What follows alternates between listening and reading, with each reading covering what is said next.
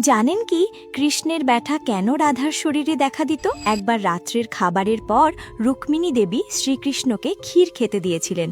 ক্ষীরটি এতটাই গরম ছিল যে খাওয়া মাত্রই শ্রীকৃষ্ণ রাধে হে রাধে বলে উঠলেন। এতে রুক্মিণী দেবীর মনে সেই রহস্যময় নারীর সম্পর্কে গভীর কৌতূহল জেগে উঠল। রুক্মিণী দেবী সঙ্গে সঙ্গে শ্রীকৃষ্ণকে জিজ্ঞাসা করলেন, প্রভু, আমি তো আপনার স্ত্রী, আমি আপনাকে এত যত্ন করি, এত সেবা করি, তবুও আপনি সবসময় রাধার নামে কেন নেন? কৃষ্ণ মৃদু হেসে বললেন, এর উত্তর পেতে হলে তোমাকে একবার রাধার সঙ্গে দেখা করতে হবে।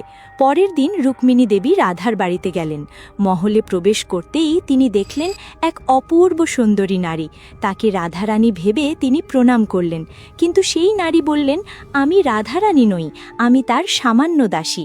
তিনি আরও বললেন, রাধারানীর দর্শন পেতে হলে আপনাকে আরও 7টি দরজা অতিক্রম করতে হবে। এ কথা শুনে রুক্মিণী দেবী বিস্ময়ে হতবাক হয়ে গেলেন। তিনি ভাবলেন, একজন সামান্য দাসী যদি এত সুন্দর হন, তবে রাধারানী কতটাই না অপরূপ হবেন। এই ভাবনা নিয়ে তিনি একে একে দরজা পেরিয়ে এগিয়ে গেলেন। শেষ দরজাটি পার করতেই তিনি রাধারানীকে দেখলেন। কি অপূর্ব তার রূপ! মুখমণ্ডল যেন আলোর মতো উজ্জ্বল।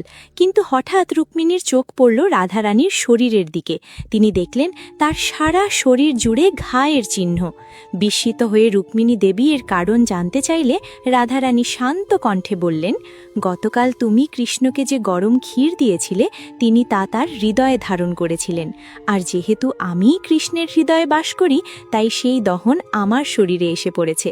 এইভাবেই রাধারানী বোঝালেন, কৃষ্ণ আর তিনি আলাদা নন, তারা একই আত্মার দুই রূপ।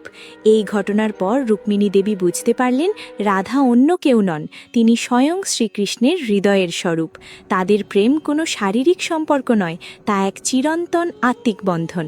যদি সত্যিই রাধাকৃষ্ণের ওপর বিশ্বাস থাকে, তাহলে ভিডিওটি লাইক ও সাবস্ক্রাইব করুন আর কমেন্টে লিখুন, জয় রাধাকৃষ্ণ।